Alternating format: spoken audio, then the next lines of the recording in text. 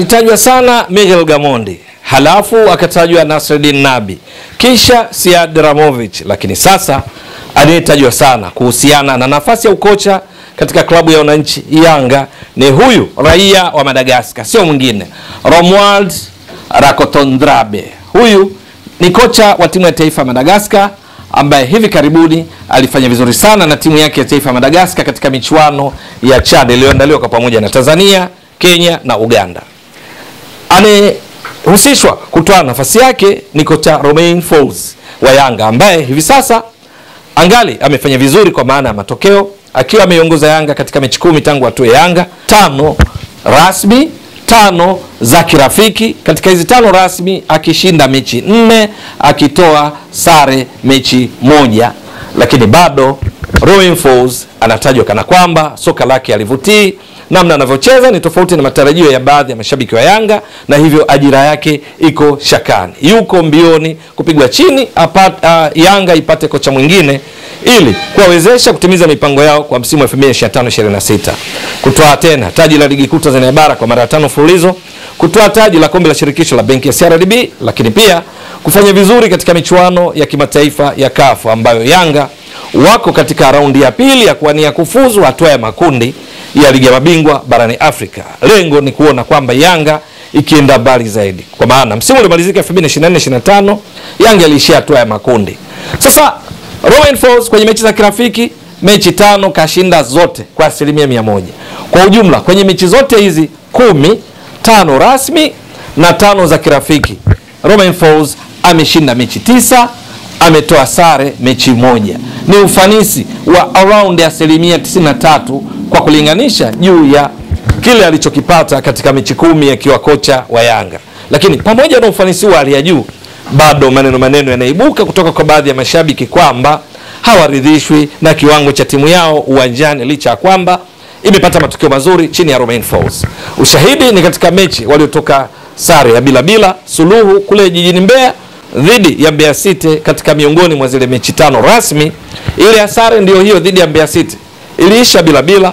Baadhi ya mashabiki wakafikia hatua hata ya kuzomea kwa sababu tu ya kiwango kilichoonyeshwa na timu yao. Hayo yote ndio yanasababisha tetesi juu ya nafasi ya ukocha ndani ya Yanga, kwamba Yanga inatafuta mrithi wa nafasi ya kocha Romain Folz, ingawa ametoa Yanga hivi karibuni, ingawa kwenye mechi rasmi ndio kwanza ligi kuu Tanzania bara mechi 2, ligi ya mabingwa barani Afrika ameiongoza mechi 2 na kuifanya ivuke katika hatua ya pili. Kwa ukumbushia tu, ligi ya mabingwa alicheza dhidi ya Wiliete, timu ngumu, timu iliyofanya vizuri katika msimu uliomalizika katika ligi kuu ya Angola, lakini yeye akashinda kwa matokeo ya jumla ya 5-0, akishinda 3-0 kule Angola away, lakini nyumbani akishinda 2-0.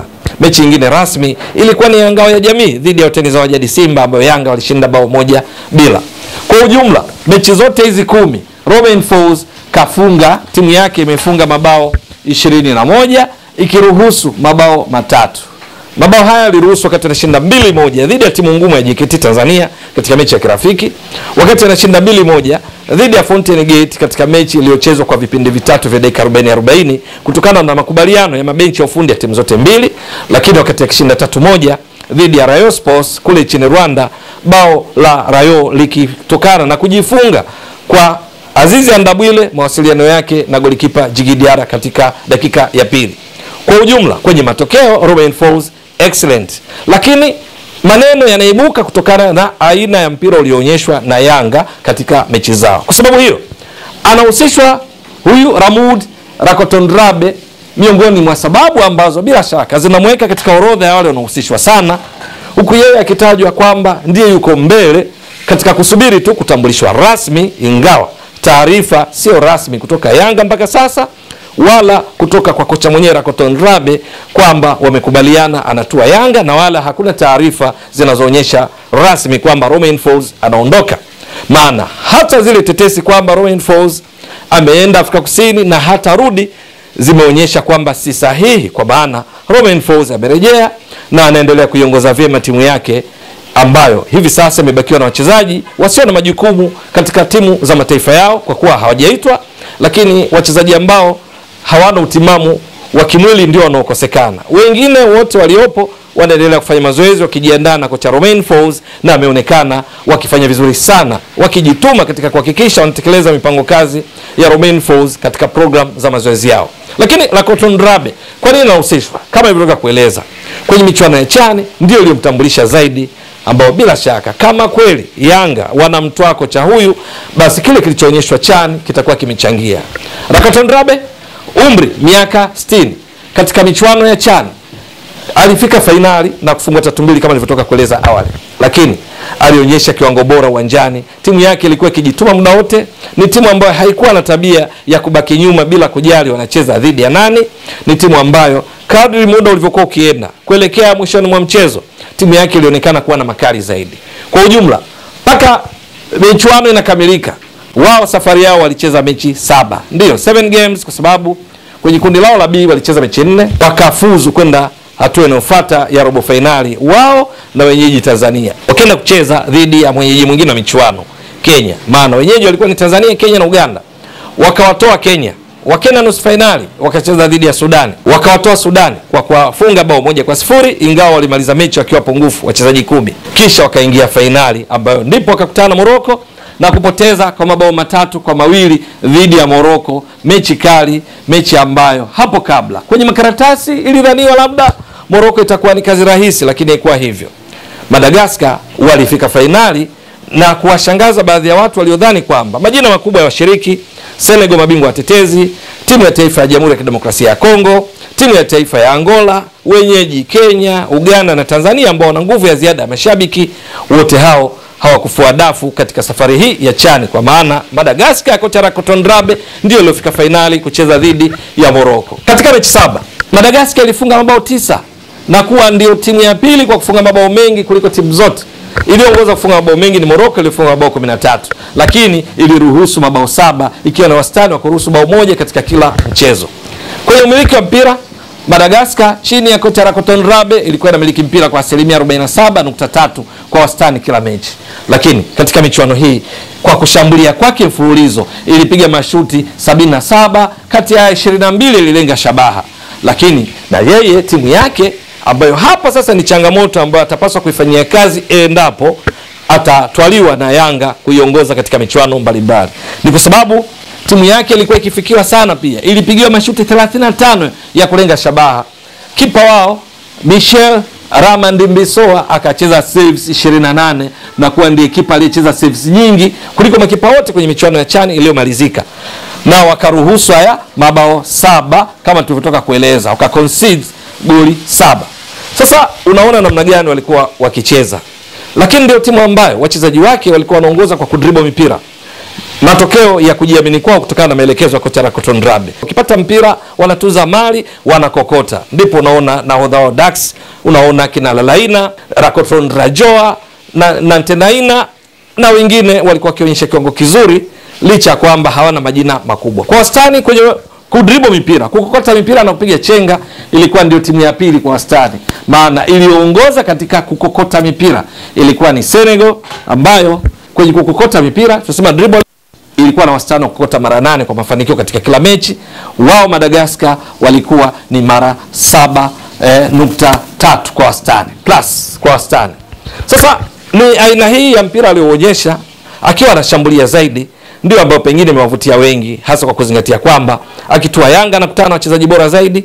Pale walipokuwa wakicheza kina Lalaina, kina Dax, kuna mafundi wa kutosha tu. Hapa inamaanisha kwa kina Mohamed Dumbia Momo, lakini ni eneo ambalo la kati wachezaji wa kutosha Yanga wenye ubunifu, akina Lassine Kouma, Celestine Ekwa, Pedro Pakomzuzwa, Maxim Mpianzengeli wakati katika washambuliaji wao, ambapo Yanga kuna kina Andy Bobo Aboyeli, kina Prince Dube, kina Clement Mzize Walid, yeye alikuwa anawategemea zaidi kina Manansoa na wengineo. Atarajio ni kwamba kile alichokuwa akifanya Madagascar anaweza kakiboresha zaidi akiwa na Yanga, kwa sababu Yanga ina wachezaji wenye ubora wa juu zaidi pengine kuliko Madagascar yake. Kwa lugha nyingine, mpira au tuseme mpira sambusa, mpira biriani, mashabiki wa Yanga pengine kwa kuangalia kile ambacho alikuwa anakifanya Madagascar wanaweza kukishuhudia pindi atakapotua. Lakini kuna changamoto. Changamoto yenyewe ni kwamba wakati wakishambulia katika mechi zote hawakuwa na kawaida ya kuongeza uimara katika uzuiaji, na ndio maana kipa wao akawa ameongoza kwa kucheza saves. Fikiria kwa mfano, mechi 7 wanapigiwa mashuti 35 ya kulenga shabaha. Hapa sijahesabu mashuti yaliyotoka nje. Mashuti 35 on target ya wapinzani, maana yake kwa wastani katika kila mechi kwenye mechi 7 walikuwa wanapigiwa kwa 5 kila mechi. Sasa atakapotua Yanga hasa kwenye michuano ya ligi ya mabingwa barani Afrika, pira sambusa, pira biliani halina nafasi isipokuwa timu kutimiza mpango kazi wa mechi, kutimiza malengo yake kwa kuvuka. Sasa akitua, tahadhari mojawapo kwake na kwa wanayanga ni kwamba wakati wanacheza mpira wa kuvutia, wakati wanashambulia kwa kwenda mbele kwa wingi, wajue kabisa wanapaswa kuwa imara kwenye eneo la kiulinzi, kwa sababu kwenye michuano ya ligi ya mabingwa barani Afrika watakutana na mafundi zaidi. Hizo ni changamoto ambazo Yanga wakimpata kocha huyu lazima wakae naye chini, wajue namna gani ya kucheza kwa kujihami, kucheza mpira wa malengo, mpira la CAF ili kupata matokeo. Wanao mfano Yanga. Msimu uliomalizika Yanga walishia hatua ya makundi kinyume kabisa kile ambacho kilitarajiwa, kwa sababu 2023-24 Yanga ilienda mpaka robo finali, wakatolewa kwa tabu kwa mikojo penalty na Mamelodi. Lakini msimu uliomalizika 24-25 Yanga walishia makundi, na miongoni mwa kilichowaponza ni pamoja na namna ya kucheza dhidi ya wapinzani kwenye michuano ya CAF, wakitawala zaidi mchezo. Kwa wastani Yanga walikuwa wanamiliki mpira kwa zaidi ya 58%, na ndio timu ilikuwa ikifika zaidi kwa wapinzani kuliko timu zote kwa wastani kwa mechi, ikipiga mashuti 14, ikifuatiwa na Al Ahli ya Misri mashuti 13.8 kwa wastani. Lakini katika mechi moja hapo, kwa mfano dhidi ya Al Hilal Omdurman, Yanga ilitawala mpira zaidi ya 60% kwenye uwanja wa Mkapa, ikapiga mashuti 15 on target, yenyewe ikapigiwa mashuti 5 tuna Al Hilal Omdurman ya kocha Frola Ibenge kabla hajatua Azam. Mechi Yanga licha kuupiga mwingi wakafungwa 2-2. Mechi waliocheza dhidi ya MC Alger, mechi ya maamuzi, Yanga walitakiwa kupata ushindi wowote ili wasonge mbele.